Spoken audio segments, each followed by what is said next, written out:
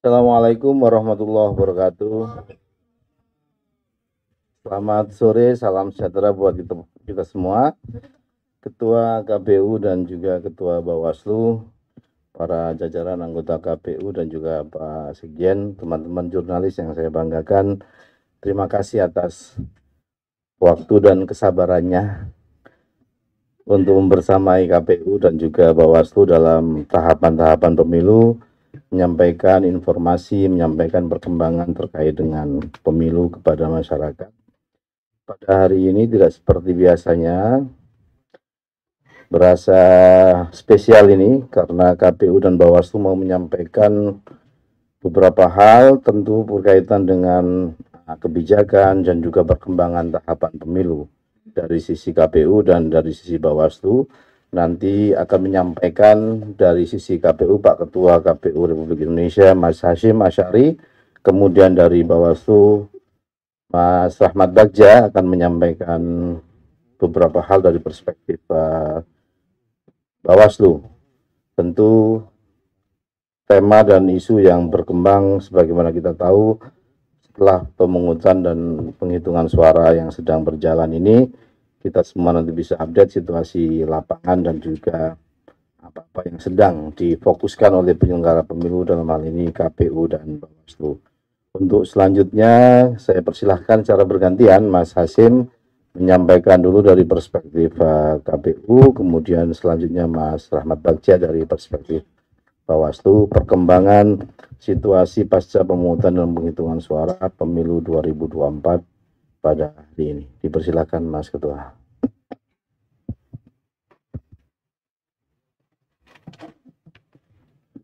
Assalamualaikum warahmatullahi wabarakatuh. Selamat sore dan salam sejahtera untuk kita sekalian. Yang saya hormati Mas Rahmat Bagja, Ketua Bawaslu Republik Indonesia. Yang saya hormati para anggota KPU yang berkesempatan hadir pada kongres ini. Dari ujung yang paling kanan, Mas Parsadana, Mas Idam Sudrajat, Mas Idam Holik, Mas Muhammad Afifuddin, Mbak PT Epsilon Idrus, dan Mas Bernard, Sekjen KPU.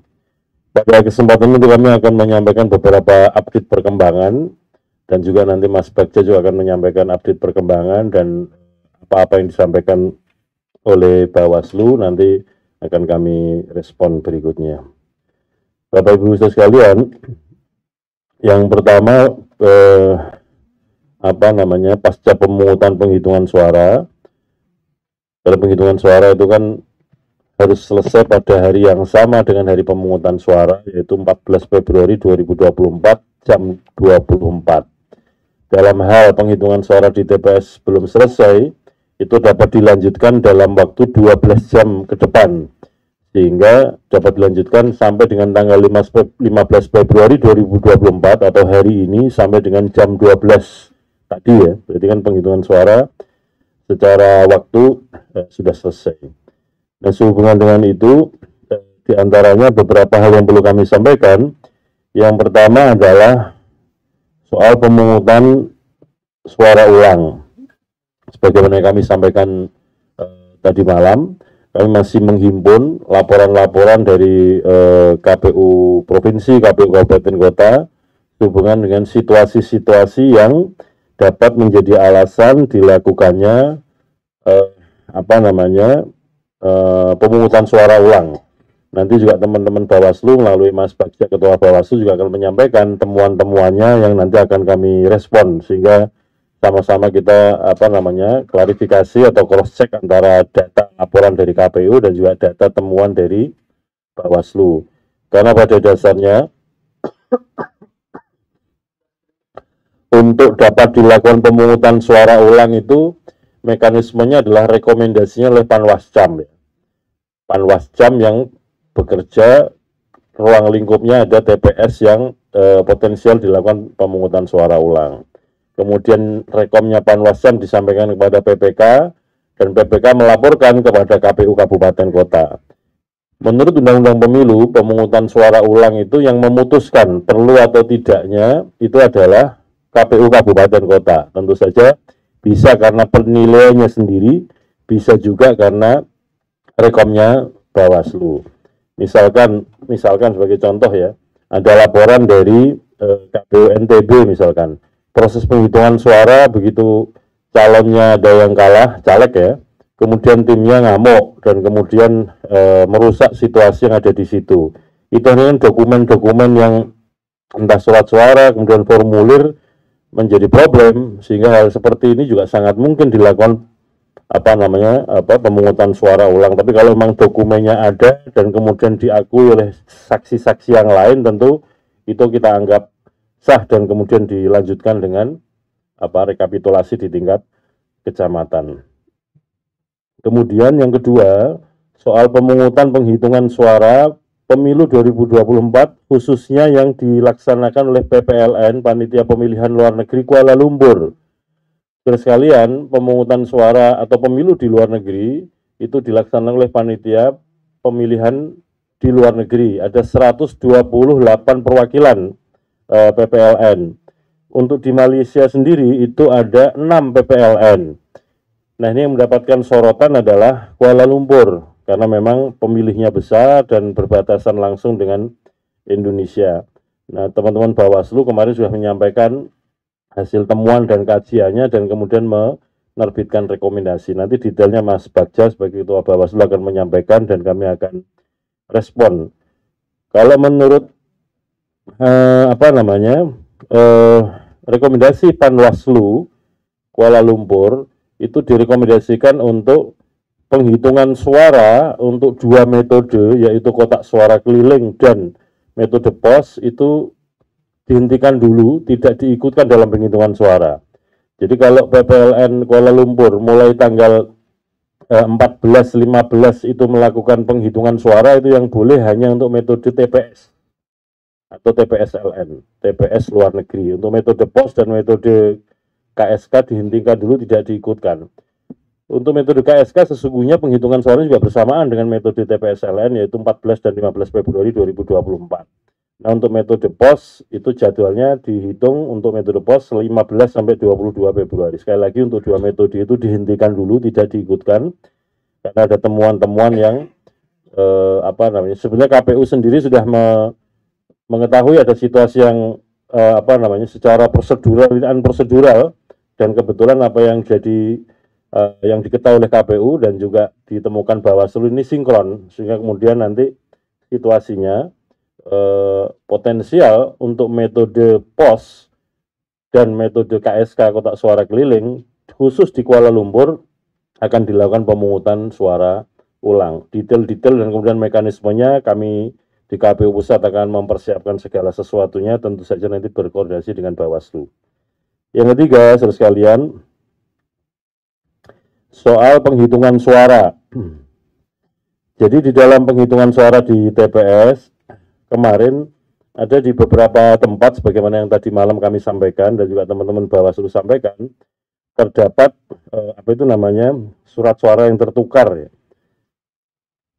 Nah, dalam situasi ini yang pertama, dalam hal terdapat surat suara yang tertukar dengan surat suara dari daerah pemilihan lainnya dan telah tercoblos oleh pemilih, maka sikap kami yang pertama adalah untuk surat suara pemilu anggota DPR, DPRD Provinsi, DPRD Kabupaten Kota dinyatakan sah untuk menjadi atau dihitung sebagai suara partai.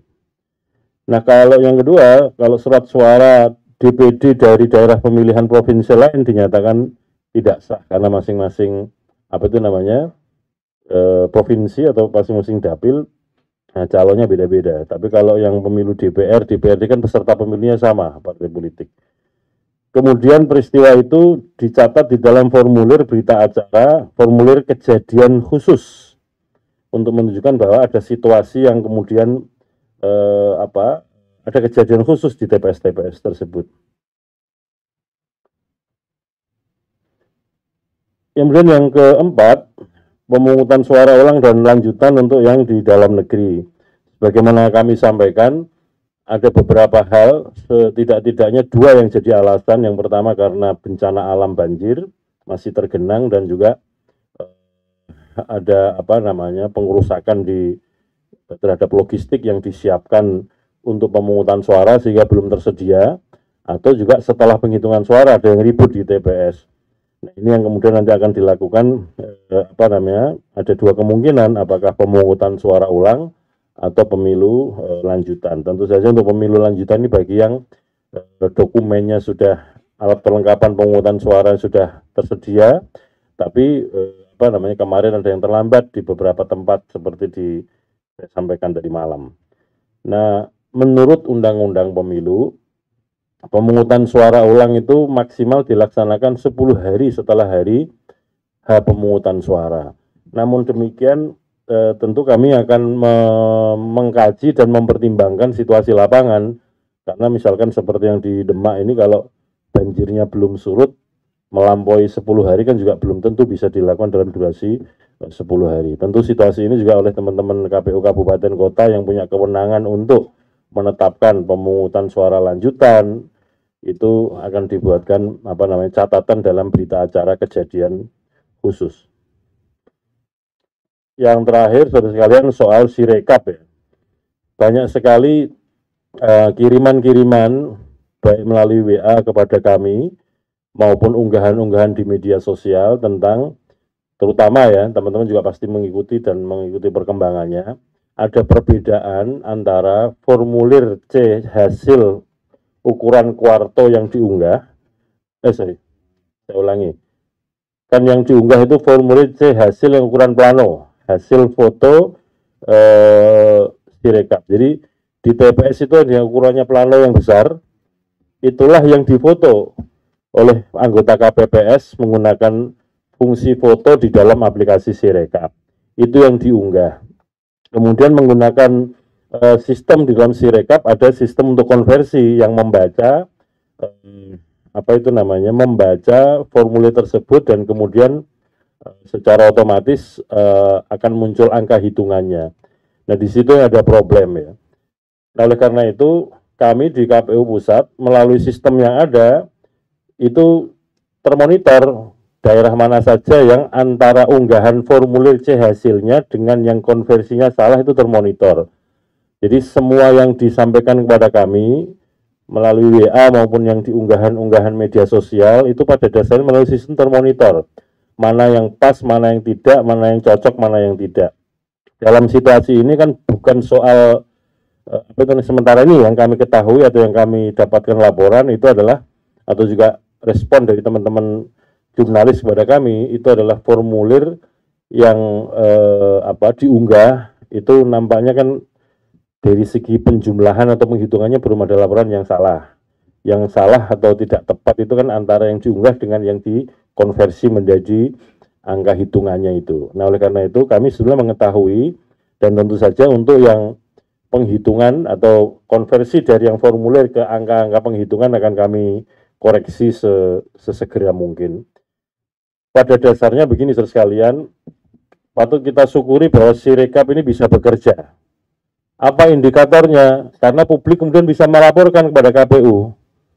Kalau Sirekap nggak bekerja kan nggak mungkin ada orang bisa lapor, bisa mengetahui. Teman-teman bisa mengetahui bahwa publikasi formulir C hasil yang diunggah dengan konversinya salah itu kan gara-gara bisa mengakses Sirekap kan.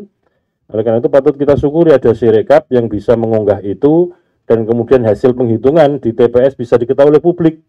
Jadi nggak ada yang sembunyi-sembunyi, nggak ada yang diam-diam, tapi semuanya kita publikasikan apa adanya. Sehingga katakanlah misalkan ada formulir C hasil plano yang diunggah, ada yang salah hitung atau salah tulis, nanti juga akan kita koreksi. Nah, koreksinya kalau untuk yang formulir ya, kalau ada yang salah hitung atau salah jumlah atau salah tulis, itu nanti akan dikoreksi melalui mekanisme rekapitulasi di tingkat kecamatan. Dan nanti formulir hasil rekapitulasi tingkat kecamatan, formulir D, itu juga akan diunggah di dalam Sirekap. Sehingga nanti siapapun bisa ngecek ulang apakah formulir-formulir yang katakanlah sekiranya atau seandainya ditemukan yang salah hitung atau salah tulis sudah dikoreksi atau belum di mekanisme rekapitulasi di tingkat kecamatan. Namun demikian untuk yang katakanlah sebagai sistem tidak tepat ketika membaca formulir kemudian dikonversi menjadi perolehan suara, itu tentu kami akan segera lakukan koreksi. Tapi publikasi formulir C hasil akan kita lanjutkan terus supaya apa? publik mengetahui terus-menerus sampai batas akhir, dalam arti formulir C hasil yang ukurannya plano itu bisa diunggah semua dan diketahui oleh semua pihak. Jadi teman-teman jurnalis, para pemilih, para peserta pemilu bisa mengakses itu melalui link website yang kita siapkan, bisa dibaca di tingkat TPS dan kemudian bisa di-download, sehingga boleh dikatakan ya alhamdulillah patut kita syukuri Sirekap berjalan. Sekali lagi, kalau tidak ada Sirekap tentu situasinya gelap, tidak bisa kita ketahui perolehan suara sesungguhnya berapa yang kemudian ditulis di dalam formulir dan kemudian diunggah ke Sirekap. Bahwa ada kelemahan-kelemahan tentu kami akan segera koreksi, dan kami mohon maaf kalau hasil pembacaannya kurang sempurna dan menimbulkan publikasi hitungan maksudnya yang konversi dari formulir ke hitungan belum sesuai. Sekali lagi pada intinya kami ini di KPU masih manusia-manusia biasa yang sangat mungkin salah, tapi kami pastikan kalau yang salah-salah pasti akan dikoreksi. Yang paling penting KPU ini nggak boleh bohong dan harus ngomong jujur, itu aja yang paling penting. Dan sekali lagi, siapapun, teman-teman jurnalis, pemilih, masyarakat luas, komplain soal ini karena apa? Sekali lagi, karena bisa membaca Sirekap, bisa mengakses Sirekap. Kalau tidak ada Sirekap, ya nggak mungkin bisa tahu publikasi formulir-formulir di tingkat TPS tersebut. Setidak-tidaknya sampai dengan sekarang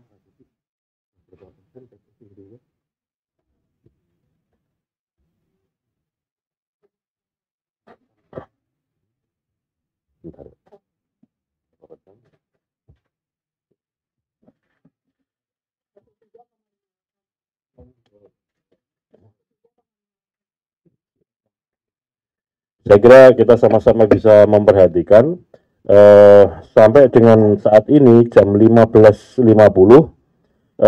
untuk publikasi Sirekap terhitung sampai 15 Februari 2024 jam 15.30 23 detik, progresnya adalah yang sudah diunggah 358.775 TPS dari total TPS 823.236. Saya ulangi lagi, yang sudah diunggah 358.775 dari 823.236 TPS atau setara dengan 43,58%. Jadi pada prinsipnya unggahan formulir C hasil plano yang ada di TPS tetap kita lanjutkan melalui Sirekap. Hanya saja nanti untuk yang konversi-konversi yang kebetulan sistem membacanya kurang akurat atau kurang tepat, nanti akan kita lakukan koreksi supaya sesuai dengan apa yang formulir yang diunggah. Tidak ada niat manipulasi, tidak ada niat untuk mengubah hasil suara, karena pada dasarnya formulir C hasil yang plano diunggah apa adanya, sebagaimana situasi yang diunggah oleh teman-teman KPPS. Itu bisa kita monitor, bisa kita saksikan bersama-sama. Saya kira demikian sementara dari KPU. Selanjutnya kami persilahkan Mas Rahmat Bagja, Ketua Bawaslu. Saya kembali Mas Afif yang memimpin konferensi ini. Assalamualaikum warahmatullahi wabarakatuh. Teman sekalian, nanti pertanyaannya sekaligus ya setelah Mas Ketua Bawaslu. Ini untuk informasi, sedianya teman-teman anggota Bawaslu juga membersamai, cuman karena di antara kewenangannya itu juga memproses laporan ataupun temuan, kalau tidak salah tadi disampaikan sedang ada persidangan juga di Bawaslu, sehingga kami berbagi peran. Akhirnya Pak Ketua datang sendiri, yang lain harus sidang, begitu. Silakan Mas Bagja untuk menyampaikan hasil pengawasan dan lain-lain. Terima kasih Mas Afif. Assalamualaikum warahmatullahi wabarakatuh. Selamat sore, salam sejahtera untuk kita semua. Yang terhormat Mas Hasim, Mas Ketua, Mas Idam, Mas Derajat, Bang Parsa, Bang Parsa, Mas Afif, Mbak Betty, dan juga Pak Sekjen. Walaupun saya ini sendiri, tapi saya merasa di keluarga Bawaslu, Mas. Karena ada keluarga besar Bawaslu 5 orang di sini pada saat kita melakukan preskon. Pak Afif, saya, Pak Parsa, dan juga empat orang dengan Pak Sekjen. Jadi komposisinya sama sebenarnya. Alhamdulillah tadi Mas Hasim menyampaikan banyak hal, dan alhamdulillah berarti seluruh apa yang kami temukan di lapangan tentu akan kami sampaikan kepada KPU. Bapak Ibu semua, teman-teman semua, sebelum saya sampaikan beberapa hal tentang temuan Bawaslu, maka perlu kita apresiasi teman-teman penyelenggara sampai tingkat ad hoc, sampai tingkat KPPS yang sampai jam 2, jam 3, sampai jam 4 pagi tadi masih melakukan penghitungan suara. Jadi teman-teman penyelenggara pemilu, kami harapkan tetap kemudian melakukan tugas dan fungsinya dengan baik. Secara keseluruhan penyelenggara pemilu kita telah berhasil dilakukan. Memang ada beberapa permasalahan ya, tapi tentu bisa ini kita koreksi dan juga bisa kita perbaiki dalam beberapa hari ke depan. Karena sesuai dengan undang-undang kita punya waktu 10 hari untuk melakukan rekomendasi pemungutan suara ulang jika terjadi permasalahan. Jadi terima kasih kepada teman-teman penyelenggara, baik KPU maupun Bawaslu, dan kami mohon kepada yang bersangkutan, buat teman-teman ad hoc untuk tetap menjaga kesehatan, karena memang waktu kita sangat terbatas dan sangat ketat dalam melakukan penyelenggaraan pemilu. Dan ini hari-hari ke depan akan sangat berarti dalam penyelenggaraan demokrasi Indonesia. Teman-teman semua, hasil pengawasan Bawaslu dapat kita sampaikan, tadi sudah kami sampaikan pada jam 11:30 tadi siang. Ini untuk mengulang sedikit ya kepada teman-teman semua. Kami misalnya menemukan dalam 13 masalah dalam pemungutan suara, 37.466 TPS mengalami pembukaan pemungutan suara dimulai lebih dari jam 7. Ada di lapangan, demikian temuan Bawaslu. 12.284 TPS didapati alat bantu disabilitas netra tidak tersedia di TPS. 10.496 TPS yang logistik pemungutan suara tidak lengkap. 8.219 TPS yang didapati adanya pemilih khusus yang menengah hak pilihnya tidak sesuai dengan domisili KTP. Ada 6.084 TPS yang tertukar. Ini juga kami atas permasalahan tersebut bersama dengan KPU, untuk yang tertukar kami sudah menyepakati surat edaran bersama. Untuk yang dapil tertukar maka dianggap sah jika dicoblosnya di baik di partai politik maupun di nomor urut. Jadi kami ini juga bukan perintah kepada teman-teman Bawaslu di tingkat ad hoc, dan juga untuk dicatatkan, tidak lupa untuk dicatatkan dalam kejadian khusus. Kemudian alhamdulillah ini sudah kita tantangin pada hari ini, dan kita akan sampaikan ke teman-teman di tingkat ad hoc. Kemudian yang paling kemungkinan akan terjadi PSU adalah kejadian 2.413 TPS yang didapati adanya pemilih menggunakan hak pilihnya lebih dari 1 kali. Ini kemungkinan PSU-nya besar. Tapi tentu lagi ditelusuri ya teman-teman, apakah benar demikian dari Panwascam dan juga Bawaslu Kabupaten Kota. Dan juga ada 6 masalah dalam pemungutan suara, seperti 11.2033 TPS yang dapati adanya sirekap tidak dapat diakses oleh pengawas pemilu, saksi, dan atau masyarakat. Walaupun kami harus menyatakan bahwa sirekapnya adalah alat bantu. Jadi yang paling kita pegang adalah manualnya nanti, rekapitulasi manual, bukan sirekapnya. Sirekap hanya memberikan informasi, tadi sudah disebutkan oleh Mas Ketua KPU, bahwa C1 itu bisa dilihat oleh seluruh warga negara. Jika kemudian dalam membuatnya dalam sistemnya kemudian bermasalah, yang penting bisa dilihat adalah C1-nya, C1 planonya. Itu yang paling penting dalam sebuah pemungutan dan penghitungan suara yang benar. Dan alhamdulillah ini berhasil dilakukan. Terima kasih teman-teman KPU. Sampai sekarang sudah 43.000 tadi ya. Sudah 43%, ya. 43%. C1 plano bisa diakses oleh warga negara Republik Indonesia. C hasil, mohon maaf, C hasil. Bukan plano ya, plano nanti ya. C hasil kan ya. Nggak ada satu ya, iya. Nggak apa-apa mas. Ya. C planonya bisa diakses oleh semua masyarakat, dan ini saya kira semua bisa menjadi koreksi jika terjadi masalah. Tadi sudah disampaikan oleh Mas Ketua juga. Kemudian ada 2.162 TPS yang didapati adanya ketidaksesuaian jumlah hasil penghitungan suara, suara yang sah dan suara-suara yang tidak sah dengan jumlah pemilih yang merupakan hak pilih. Tentu akan ada mitigasi terhadap hal ini. Dan kemudian, nah ini ada 1.895 pengawas TPS yang tidak berikan model C hasil salinan, Mas. Jadi ini bisa ditegur teman-teman di ESOK itu. Kemudian 1.888 TPS yang dari saksi pengawas TPS tidak dapat menyaksikan proses penghitungan suara dengan jelas. Kenapa? Karena di PKPU sendiri ketika penghitungan harus terang dan kemudian tidak kondisinya tidak gelap, dan ini yang harus kita pakai standarnya dalam penghitungan suara. Karena surat suara itu harus kalau di terawang kan, ini benar dicoblos atau tidak. Sehingga kemudian dalam proses itu tidak banyak media sosial yang beredar, ini sudah tercoblos. Oke.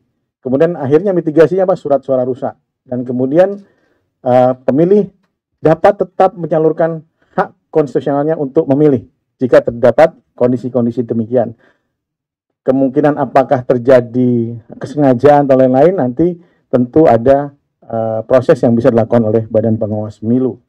Kemudian juga kami juga harus menyampaikan kepada publik, ini bukan hanya kepada Bawaslu tapi juga kepada KPU, bahwa di dalam temuan kami ada 1.473 TPS yang didapati adanya intimidasi terhadap penyelenggara. Jadi bukan hanya Bawaslu tapi juga KPPS dan juga pengawas TPS. Jadi tindak lanjutnya pemungutan suara disesuaikan dengan ketentuan dapat disesuaikan waktu yang kemudian ditambahkan ya. Kemudian juga atau disesuaikan dengan peraturan perundang-undangan. Nah, beberapa hal ini telah kami sampaikan kepada KPU, dan sebentar lagi rekomendasi yang tadi dibuat oleh teman-teman Panwascam akan kita tunggu. Karena kami punya waktu 10 hari dan insya Allah tidak menggunakan waktu sampai dengan 10 hari. Kami lagi mempercepat proses di teman-teman Panwas Kecamatan. Kami juga ada namanya Siwaslu, tapi mohon maaf, Siwaslu adalah sistem tertutup bagi Bawaslu sehingga tidak bisa dibuka publik. Ya, jadi hasilnya yang bisa kemudian kami sampaikan. Hasil tadi kondisi-kondisi yang ada sekitar berapa ribu masalah, misalnya tadi ada keterlambatan di 37.000 TPS, misalnya itu hasil dari Siwaslu. Tapi hasil yang lain-lain tentu menjadi bahan bagi Bawaslu untuk kemudian menindaklanjuti dan menangani pelanggaran ke depan. Berbeda dengan Sirekap harus dibuka untuk publik. Kalau kami harus ditutup Siwaslu, karena yang punya kewenangan dan punya tugas adalah teman-teman Komisi Pemilihan Umum. Teman-teman, tadi juga ada tentang masalah pemungutan suara dan penghitungan di Kuala Lumpur. Kami meneruskan surat dari Panwas Kuala Lumpur yang intinya adalah untuk tidak menghitung hasil pemungutan suara dengan metode pos di seluruh wilayah Kuala Lumpur. Kemudian tidak menghitung hasil pemungutan suara dengan metode kotak suara keliling di seluruh wilayah Kuala Lumpur. Melaksanakan pemungutan suara ulang dengan metode pos dan kotak suara keliling. Kemudian pelaksanaan pemungutan suara ulang seperti masuk huruf C didahului dengan pelaksanaan pemutakhiran daftar pemilih untuk metode pos dan KSK. Kemudian tidak menetapkan seluruh pemilih yang telah memberikan suara di tempat pemungutan suara Kuala Lumpur sebagai pemilih pada pemungutan suara ulang dengan metode pos dan kotak suara keliling karena mereka sudah memilih di TPS. Kemudian mengevaluasi metode pos dengan pemilihan metode lain guna menghindari kesalahan atau kejadian yang sama. Dan kami sudah sampaikan bahwa tugas ini adalah tugas kita bersama. Bukan hanya tugas ansih KPU Republik Indonesia, tapi tugas juga dari pemerintah Republik Indonesia, baik dari Kementerian Luar Negeri, Kementerian Dalam Negeri, Kementerian Tenaga Kerja. Karena pendataan warga negara adalah tugas pemerintah dan kemudian pemutakhirannya oleh KPU. Dan kami berharap karena metodenya itu pemutakhiran data pemilih tentu tidak bisa kemudian sama dengan pemungutan suara ulang dengan hanya membuka atau membuat hari pemungutan suara. Karena agak berbeda, oleh sebab itu ada hal-hal yang perlu kita bicarakan kembali untuk bagaimana melakukan mitigasi terhadap metode pos dan KSK. Dan kami berharap, alhamdulillah kerjasama dengan baik dengan Kemenlu dan juga Kemendagri dan juga Kemenaker Tenaga Kerja untuk kemudian bersama-sama melakukan kembali pemutakhiran data pemilih atau pemutakhiran warga negara yang ada di Kuala Lumpur, sehingga ini dapat menjadi sebuah evaluasi terhadap penyelenggaraan pemungutan suara beberapa satu atau dua pemilu sebelumnya. Saya dan Mas Hasim dulu seperti rendezvous ketemu lagi di Kuala Lumpur dengan hampir waktu yang sama gitu. Jadi kami mengharapkan ini bisa kita lakukan, dan kami berharap juga KPU nanti Mas Hasim, Mas Ketua dan anggota bisa turun langsung. Nanti kita dampingi juga dari Komisioner Bawaslu untuk melakukan pemutahiran data pemilih, minimal melakukan supervisi, dan juga mungkin menempatkan eselon 1, eselon 2 untuk memantau terus nanti jika terjadi pemutahiran data pemilih dari KPU, untuk ditempatkan dulu di sana sekitar seminggu 2 minggu untuk kemudian membantu teman-teman PPLN dalam melakukan pemutahiran data pemilih. Sekali lagi ini yang bisa kami sampaikan kepada teman-teman KPU, semoga bisa ditindaklanjuti, dan kami berterima kasih kepada seluruh penyelenggara baik tingkat pusat dan sampai dengan TPS yang telah menyelenggarakan pemilihan umum, tahapan pemungutan dan penghitungan suara yang kemudian baru selesai juga pada hari ini untuk penghitungan suara. Terima kasih banyak, semoga ini menjadi amal baik untuk membangun demokrasi di Indonesia. Walaupun ada catatan, ya ada masalah, ya, dan itu sekarang kita akan selesaikan baik dari KPU maupun dari Bawaslu. Sekali lagi terima kasih. Assalamualaikum warahmatullahi wabarakatuh. Terima kasih Mas Ketua Bawaslu, Mas Rahmat Bagja, atas hasil-hasil pengawasan dan juga informasi seputar rekomendasi yang disampaikan Bawaslu, terutama kaitannya dengan pemungutan suara di Kuala Lumpur yang metode POS dan KSK, yang kami di KPU tidak hanya terkait dengan rekomendasi tersebut, rekomendasi lainnya juga pasti akan kami kaji dan tindak lanjut. Itu komitmen dari kami di penyelenggara untuk menjaga pemilu ini, bahwa pemilu ini tidak hanya hajatan yang diurus oleh KPU. Teman-teman pengawas menemukan sejumlah pelanggaran, katakanlah temuan-temuan di lapangan, akan kami konfirmasi ke jajaran kami. Intinya kami ingin penyelenggara kompak, solid, dan juga pada satu sisi kami juga akan menerima masukan catatan atas praktek-praktek yang dianggap tidak sesuai dengan aturan. Teman-teman sekalian, sebelum tanya jawab, saya tahu di grup jurnalis yang tergabung di grup KPU banyak yang mengirim foto seputar Sirekap, capture situasi-situasi yang terjadi. Jadi di forum yang penting dan baik ini kami akan memberi penjelasan. Bu Betty Epsilon Idrus akan memberi penjelasan terkait hal-hal yang menjadi trending topik di grup-grup di media sosial. Silakan Mbak Betty. Tes. Baiklah Pak Afif. Jadi aku. Bismillahirrahmanirrahim. Assalamualaikum warahmatullahi wabarakatuh. Mas Ketua, baik Ketua KPU maupun Ketua Bawaslu, para anggota, Pak Sekjen. Saya diminta oleh Mas Ketua KPU bicara tentang beban kerja KPPS dan Sirekap pemilu tahun 2024.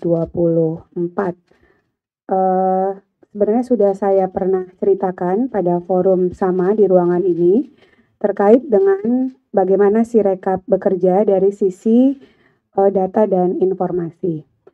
Pertama, KPPS setelah melakukan pelayanan pemilih di TPS, yaitu melayani pemilih, lalu kemudian melakukan penghitungan dan mencatat, mendokumentasikan hasil di C-Plano yang disaksikan secara bersama-sama dengan para saksi dan pengawas TPS, diminta untuk memfoto C-Plano hasil yang kemudian ditangkap di Sirekap. Untuk KPPS, Sirekap akan menggunakan Sirekap Mobile, yaitu menggunakan Android yang dimiliki oleh KPPS itu sendiri.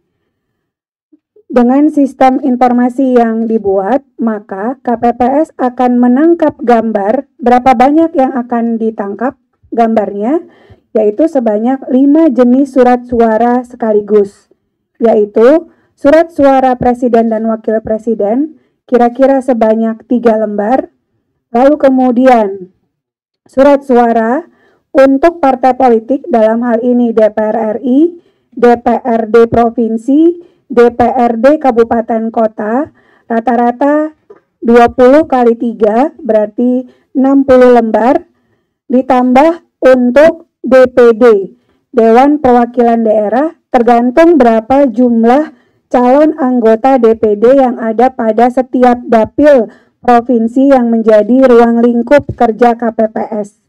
Jadi rata-rata setiap KPPS akan melakukan pendokumentasian sejumlah 70 sampai 80 lembar yang akan difoto, dan agar tidak tertukar antara satu foto dengan foto yang lain untuk setiap jenis pemilu, maka teknologi yang digunakan adalah menggunakan yang disebut dengan April Tag. Jadi nanti April Tag itu akan memuat kalau dia adalah surat suara plano, cek hasil plano untuk presiden ke presiden, ada April Tag-nya sendiri. Halaman pertama dari 3, 2 dari 3, 3 dari 3. Demikian yang sudah dilakukan dan sudah difoto oleh KPPS. Nah, Mas dan Mbak semua, itu untuk kepentingan KPPS foto, lalu dikirim ke pemilu2024.kpu.go.id hari ini. Sistem pembacaannya ada OCR dan ada OMR. Optical, O-nya optical, R-nya recognition, M-nya marking, lalu kemudian C-nya ada karakter. Jadi dia membaca marking, ditandai kayak kita UMPTN itu, bulat-bulat, sama juga karakter, dibaca hurufnya. Oleh karenanya, ketika mesin membaca, lalu kemudian direkognisi dengan apa yang dibaca oleh mata kita, oleh oleh masing-masing KPPS kita yang diberi tugas. Setiap akun KPPS diberikan 2 akun. Jadi langkah mitigasinya ada, nanti dalam waktu dekat akan ada perbaikan dilakukan oleh Komisi Pemilihan Umum. Jadi banyak hal tergantung, karena ini Sabang sampai Merauke. Tadi sudah sampaikan Ketua, Alhamdulillah. Sirekap, kalau kita update, Alhamdulillah tidak terjadi lemot. Itu bisa diupdate. Lalu kemudian bisa dilihat. Jadi kalau Bapak Ibu lihat tampilannya di pemilu2024.kpu.go.id, bisa dilihat per TPS, per jenis pemilu dulu, lalu kemudian per TPS, lihat image-nya, itu bisa dilihat. Kalaupun ada kesalahan, kami sudah melakukan rekap berapa jumlah dari seluruh TPS yang sudah dilakukan upload oleh KPPS kita. Angka mitigasi sudah akan dilakukan oleh tim Sekjenan. Nah, Bapak Ibu sekalian, ada produksi kedua bahwa untuk setiap KPPS, salinan C plano pun bisa dikeluarkan dalam bentuk PDF, diberikan pada para saksi dan pada pengawas TPS. Bentuknya seperti apa PDF itu?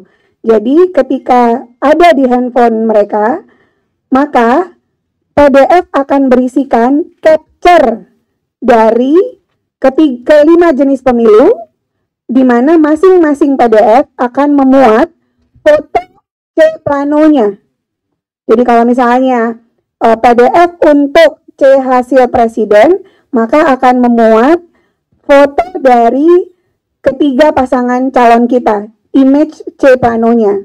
Di bawahnya rekapitulasinya. Lalu akan ada kata-kata sesuai tak sesuai, sebagaimana apa yang dilihat, baik oleh mesin maupun oleh mata kita. Jadi secara terbuka, secara gamblang, itu prinsip-prinsip transparansi sudah disiapkan secara sistem. Bapak Ibu sekalian, itu yang bisa saya sampaikan tadi untuk publik, bisa dilihat oleh semua orang, sekali lagi di pemilu2024.kpu kpu.go.id untuk kepentingan para saksi dan pengawas TPS. Kita siapkan juga PDF-nya dan akan diberikan oleh KPPS ketika selesai hasil penghitungan suara. Satu lagi, Bapak Ibu sekalian, bagi daerah yang tidak tercoverage oleh internet, maka Sirekap juga disiapkan Sirekap online dan Sirekap offline. Sebagaimana e-coklit pernah kita praktekkan. Bagi wilayah yang punya online, maka persis dia merekam, mendokumentasikan, dia klik sesuai, langsung nyampai ke server KPU. Tapi jika tidak punya coverage internet, ketika sudah ada di handphone masing-masing KPPS, kotak bergerak dari TPS ke kecamatan melalui TPS ketika ada internet, maka ketika akan terunggah ketika ada internet di wilayah itu. Jadi mitigasi terkait dengan itu sudah dilakukan. Mitigasi berikutnya adalah jikapun sampai dengan kotak naik tidak ada, maka PPK sudah juga disiapkan fitur untuk memfoto C-Plano apabila masing-masing TPS tidak menyiapkan atau tidak tersedia foto C-Planonya di lapangan. Jadi Bapak Ibu sekalian, itulah cara Sirekap bekerja dengan beban kerja masing-masing dari tingkat KPPS dan PPK. Saya rasa demikian Mas Ketua dan Mas Afif. Billahi taufiq wal hidayah. Assalamualaikum warahmatullahi wabarakatuh. Jadi atas penjelasannya Mas Ketua, mau ada yang ditambahkan silakan. Terima kasih Mas Afif. Ada tambahan teman-teman tadi yang kami sampaikan bahwa laporan tentang unggahan Sirekap yang hasil konversinya berbeda dengan yang formulir yang diunggah itu, baik itu melalui media sosial, melalui WA, kami tentu saja mengucapkan terima kasih atas segala masukan, catatan, dan sekali lagi tentu kami nanti akan melakukan koreksi-koreksi. Nah, dan kami juga menyampaikan tadi bahwa sebetulnya di dalam sistem atau Sirekap mengenali bahwa hasil konversi itu ada yang salah atau tidak tepat dengan data dalam hitungan maupun penulisan di dalam formulir yang diunggah itu. Di dalam sistem Sirekap yang ditemukan itu ada 2.325 TPS. Saya ulangi ya, 2325 TPS yang ditemukan antara konversi hasil penghitungan suaranya dengan yang formulir diunggah itu berbeda. Nah, tentu ini menunjukkan bahwa Sirekap sendiri sebagai sistem mengenali ada yang tidak tepat atau tidak sama antara apa yang hasil konversinya dengan ini. Sampai saat ini, sebagaimana kami sampaikan tadi, yang sudah diunggah itu 358.775 TPS atau 358.775 TPS yang sudah diunggah. Nah, dari angka 2.325 temuan TPS yang salah konversinya tadi atau tidak tepat konversinya tadi atau formulirnya yang tidak terbaca by system secara tepat sehingga kemudian model hitungan konversinya menjadi tidak tepat juga, itu kalau dibandingkan dengan yang sudah diunggah 358.775 itu kurang lebih 0,64% atau di bawah 1%. Sebenarnya bukan soal persentasenya yang ingin kami sampaikan, ingin kami tegaskan bahwa sistem Sirekap mengenali kalau ada salah hitung atau salah konversi atau sistem kurang tepat untuk membaca formulir yang sudah diunggah itu sehingga kemudian konsekuensinya dalam konversinya menjadi tidak tepat. Saya kira itu Mas Afif tambahan. Terima kasih. Terima kasih Mas Ketua atas penjelasannya. Kalau nggak ada pertanyaan saya tutup. Ada pertanyaan nggak? Kirain cukup ya. Kita buka 3 penanya ya. Kanan kiri. Kiri dulu.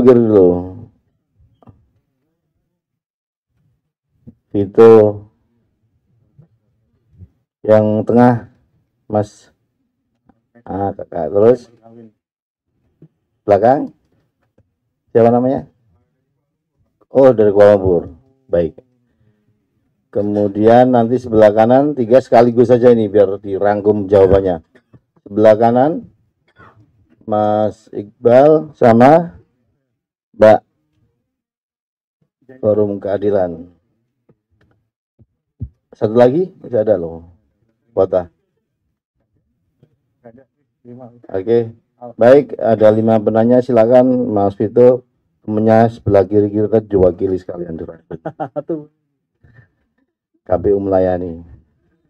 Silakan. Selamat sore pimpinan semuanya, izin Vito dari kompas.com. Kalau saya mau tanya soal Sirekap, kalau sebelah saya nggak tahu nanya apa dia nanti nih. Yang pertama mau tanya soal tadi kan Mas Hasim sudah sebut ada 2.325 TPS yang terjadi error, Sirekapnya tidak sesuai konversi. Tapi kan yang menjadi masalah juga jumlah selisihnya gitu Mas, dari yang di C Plano sama di Sirekap itu selisihnya berapa? Apakah itu juga sudah terpetakan gitu? Kalau sudah berapa selisih suara yang ditemukan KPU antara C hasil Plano dengan yang terinput di Sirekap masing-masing untuk paslon 01, 02 dan 03 itu masing-masing berapa selisih suara akibat kesalahan konversi tersebut. Yang kedua mau tanya soal biaya kerjasama antara KPU dengan ITB dalam hal pengembangan Sirekap Mas, karena sebagai contoh kawal pemilu itu yang punyanya Mas Ainun Najib itu tadi pagi baru membeberkan kalau mereka butuh cost itu 60 juta sehari untuk cloud-nya aja gitu, 60 juta sehari. Dan itu pun hanya untuk mencakup sekitar 24.000 TPS. Nah, kalau KPU itu berapa untuk Pilpres 2024 pengembangan Sirekapnya gitu, karena ada data open source-nya yang terdapat diakses publik itu sekitar 3,5 miliar saat MOU diteken tahun 2020, tapi nggak tahu itu untuk Pilkada 2020 atau 2024. Nah, mau tanya kalau untuk Pilpres 2024 biayanya berapa? Dan apakah memang ada keterbatasan budget sehingga harus melakukan efisiensi untuk pengembangan Sirekap? Terima kasih Mas. Cukup. Terwakili. Ayo Mas, silakan di belakang. Assalamualaikum warahmatullahi wabarakatuh. Nama saya Aka dari Media Indonesia. Mau bertanya mengenai potensi atau rencana pemungutan suara ulang dan penghitungannya nanti di Kuala Lumpur ini. Beberapa waktu lalu teman-teman Migrant Care juga mengeluarkan sebagai pemantau yang terakreditasi di Bawaslu menemukan hasil pemantauannya bahwa sebenarnya ada banyak surat suara yang terkirim di apartemen warga negara Indonesia itu yang terbengkalai, artinya nggak diterima atau nggak dicoblos, atau ada juga yang salah alamat, ada yang harusnya mereka pemilih pos tapi nggak mendapatkan suratnya, akhirnya nanti ke TPS. Nah, nanti apakah ada kemungkinan nih Mas, pemilih-pemilih itu nanti yang merequest ke depannya untuk misalnya mau melakukan pemungutan suara dengan metode yang diinginkannya gitu, agar kalau misalnya dia pengennya TPS ya TPS aja, nggak lewat pos gitu, maksudnya seperti itu, supaya hasil partisipasinya lebih optimal. Terima kasih. Baik, terima kasih Mas Eka, pertanyaannya sudah kita tangkap. Teman dari Kuala Lumpur ya, silakan Mas. Assalamualaikum. Nama saya Hilman dari Bernama TV Kuala Lumpur. Soalan saya hampir sama dengan rakan saya tadi. Cuma saya ingin tahu tarikh ataupun date bilakah postal voting, revote, and also juga untuk mobile ballot KSK itu akan diumumkan. Kerana belum sehingga kini menurut bacaan saya, there's no date has been confirmed yet. So bisa tak Bapak umumkan ataupun announce the date that they have to voting again? Okay. Itu saja. Baik, terima kasih Mas Hilman. Kami sudah dapatkan poinnya. Selanjutnya Mas Iqbal dulu ya. Mas Iqbal baru Mbak C. Assalamualaikum, selamat sore Mas Hasim. Mas Farsa, Mas Derajat, Aida, Pak Baja, Mas Afif, Bu Betty, dan Pak Bernard. Kok bisa kenal semua begitu? Itu kalau di survei elektabilitas popularitasnya tinggi, Mas Afif. Izin. Tadi Mas Bagja menyampaikan salah satu temuan dalam proses pemungutan suara, yaitu ada pemilih yang menggunakan hak pilihnya lebih dari satu kali di 2.413 TPS, yang kalau saya baca rilisnya tadi pagi ada di sebagian besar ada di Pulau Jawa, Sumatera, dan NTT. Nah, tadi Mas Bagja juga menyebutkan ada potensi pemungutan suara ulang di TPS-TPS itu, dan kalau saya hitung, misalnya kalau satu TPS itu ada 200 pemilih, maka akan ada sekitar 500.000 pemilih yang akan PSU. Begitu pula logistik yang dibutuhkan akan ada sekitar 2,5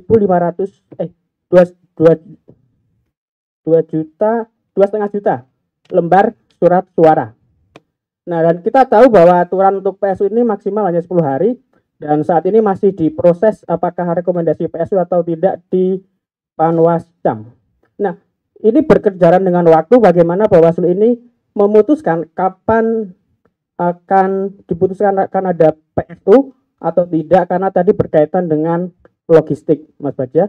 Kemudian persiapan untuk logistiknya akan seperti apa, dan satu lagi terkait yang ada di Malaysia. Kan tadi rekomendasi dari Bawaslu juga menyebutkan harus ada pemutakhiran data pemilih, dan itu kemungkinan akan cukup membutuhkan waktu yang cukup lama. Nah, apakah memungkinkan apabila pemungutan suara model pos dan KSK itu dilakukan lebih dari 10 hari sesuai ketentuan undang-undang? Terima kasih. Terima kasih Mas Iqbal. Yang terakhir Mbak J. Silakan. Assalamualaikum warahmatullahi wabarakatuh. Selamat sore Bapak. Saya Yayan dari Forum Keadilan, mau bertanya soal Sirekap yang down atau error itu Pak. Bapak tadi juga menjelaskan katanya ada hasil konversi yang berbeda gitu. Nah itu di media X, di postingan X itu juga menyebut perolehan suara 02 itu menggelembung gitu Pak. Nah pertanyaan saya, apakah hanya ke paslon 02 aja atau ke 3 paslon tersebut Pak? Terima kasih. Assalamualaikum warahmatullahi wabarakatuh. Terima kasih teman-teman sekalian atas pertanyaannya. Kira-kira saya rangkum seputar Sirekap, seputar Kuala Lumpur, PSU, dan juga apa tadi rekomendasi Bawaslu yang tadi disampaikan Mas Bagja. Sudah proporsional pertanyaannya ke Ketua KPU, Ketua Bawaslu imbang ini. Ketua KPU. Nah, saya persilakan Mas Ketua KPU, Mas Ketua Bawaslu. Mas Bagja dulu, baik. Silakan. Banyak Mas Hasim ini. Yang memberi rekomendasi dulu ini. Silakan. Terima kasih. Ini Mas Iqbal kebanyakan. Kalau tidak salah Vito tidak ada juga kan? Mas Iqbal 2413 temuan ya Mas. Belum kami buat rekomendasi untuk PSU. Kenapa? Karena siapa tahu memang ada kemungkinan rupanya tidak memilih 2 kali. Ada kesalahan informasi di bawah.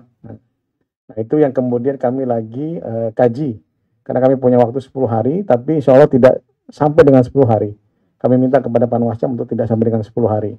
Karena akan kerepotan juga buat teman-teman KPU untuk melakukan itu. Jadi, kalau di undang-undangnya, kalau ada pemilih satu kali, memilih satu itu PSU, itu jelas. Dan bagaimana nanti prosedur untuk itu ya nanti Pak Ketua KPU yang jawab nanti, kan itu masalah logistik dan kawan-kawan saya kira tidak ada masalah sepertinya. Kalau Mas Hasim ini masalah teknis dan bisa dilakukan. Jadi itu yang untuk masalah pencoblosan ada orang mencoblos lebih dari 1 kali. Walaupun nanti ini lagi ditelusuri, teman-teman lagi kemudian mendalami informasi dari pengawas TPS. Ini gathering data, kemudian dicek lapangan apakah benar demikian. Kemudian untuk Kuala Lumpur, ini memang problem tersendiri. Kalau pemungutan data pemilih tentu nggak bisa lebih akan melampaui batas waktu itu.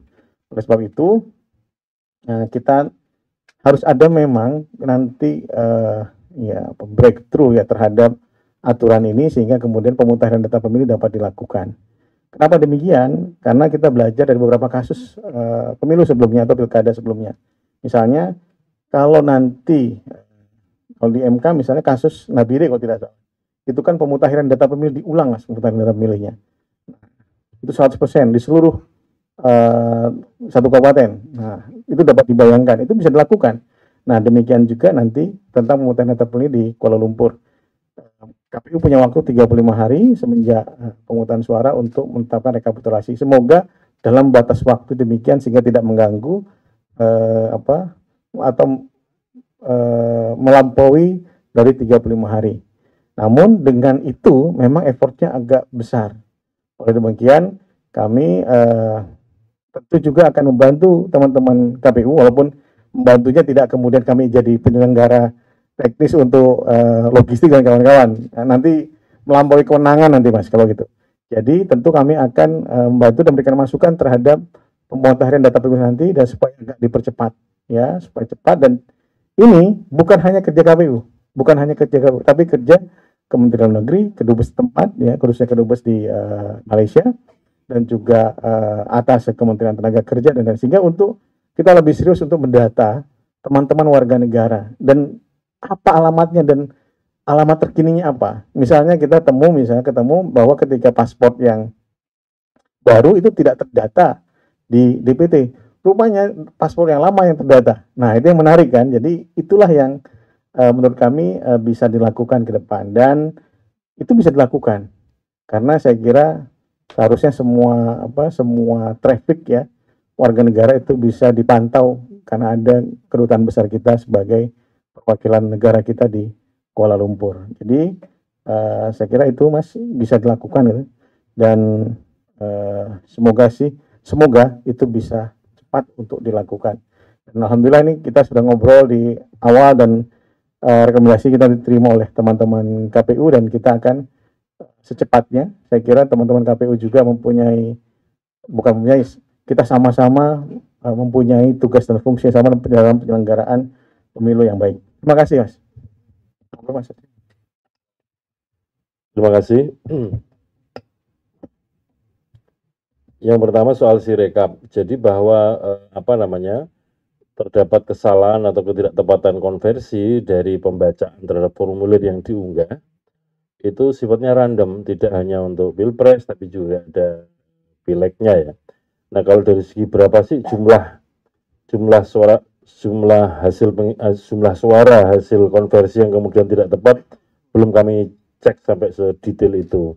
Yang jelas yang kami sudah pantau dan sudah termonitor itu tadi ada di 2.325 TPS. Yang paling penting sudah teridentifikasi itu by system dan kemudian yang akan kita minta untuk dilakukan koreksi terhadap konversi yang salah tersebut supaya pemindaiannya itu jelas dan kemudian terbaca sebagaimana apa yang tertulis di dalam formulir. Kemudian yang berikutnya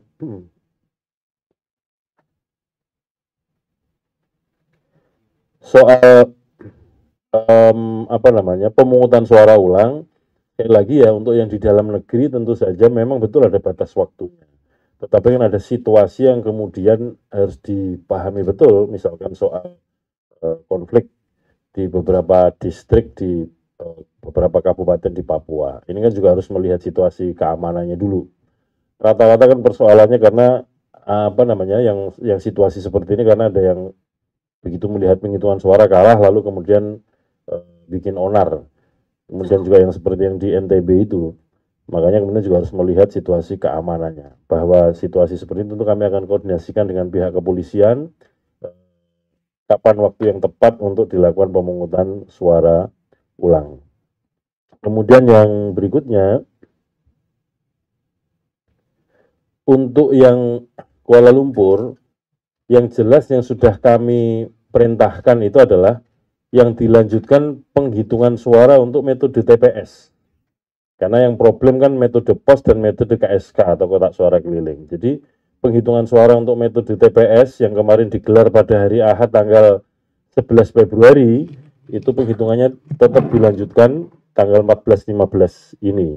Tapi untuk yang POS dan KSK dihentikan untuk tidak diikutkan dalam penghitungan suara. Karena apa? Direkomendasikan untuk PSU.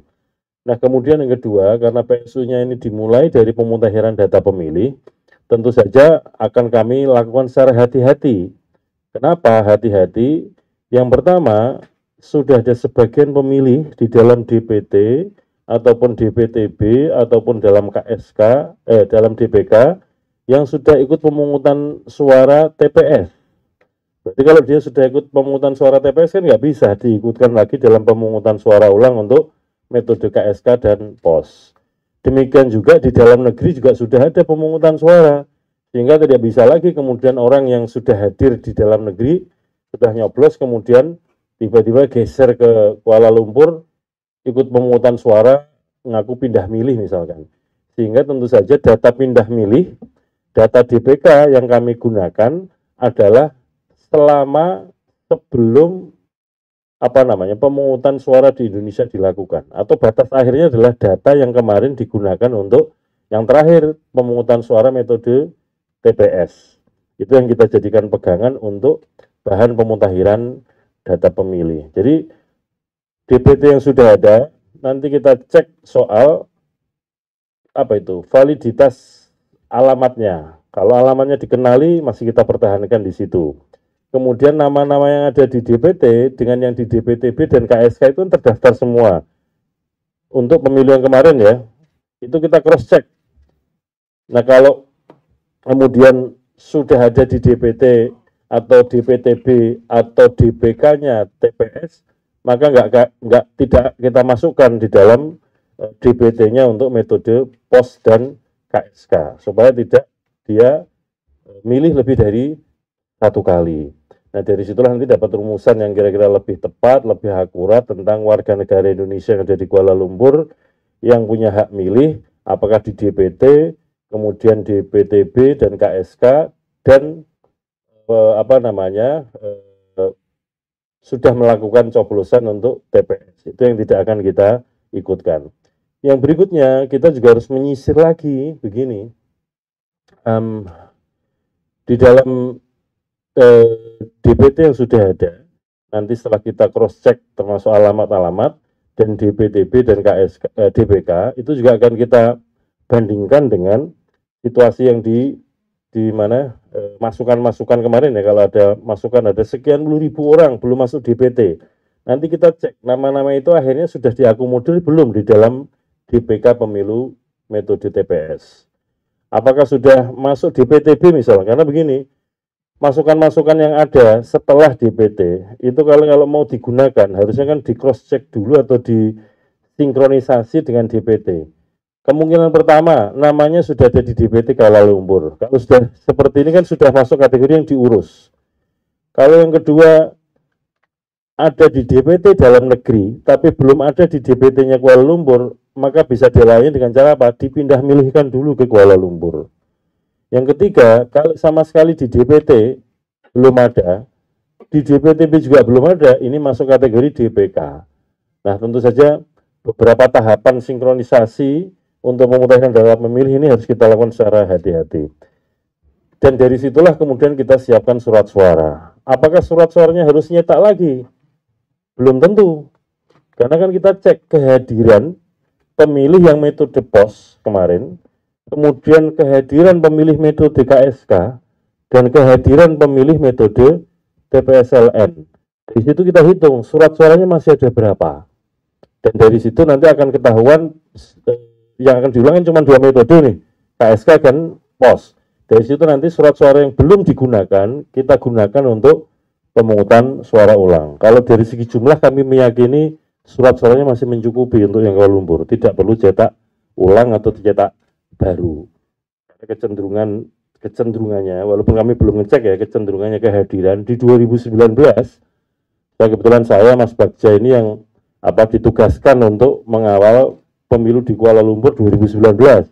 Dan sekarang juga kebetulan saya sama Mas Bagja juga dan Mas Idam untuk supervisi dan monitor di sana. 2019 itu kehadirannya itu 27,44%.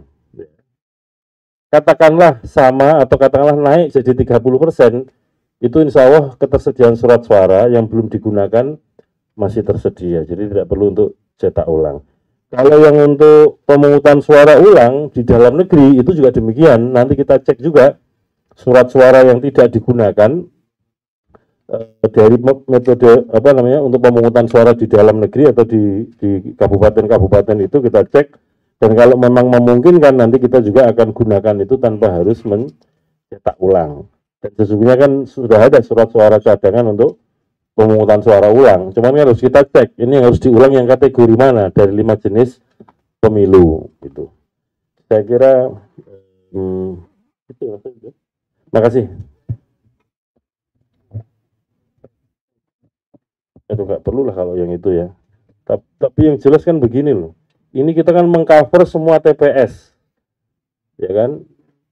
Kemudian juga mengcover apa namanya anggota KPPS-nya yang kita tugasi 2 orang dan seterusnya termasuk membangun sistemnya dan seterusnya. Jadi kalau total biaya ya komponennya termasuk itu semua, tetapi untuk yang developer tentu saja apa namanya hanya untuk yang biaya pembangunan dan termasuk biaya dukungannya, termasuk servernya dan segala macam itu. Terima kasih. Teman-teman sekalian, itulah tadi kompresi bersama antara KPU dan Bawaslu. Kami kira cukup karena sudah cukup lama, dan sekali lagi terima kasih atas kehadiran teman-teman sekalian. Sehat-sehat semuanya dan mohon kami senantiasa dibantu untuk kesuksesan penyelenggaraan pemilu. Demikian.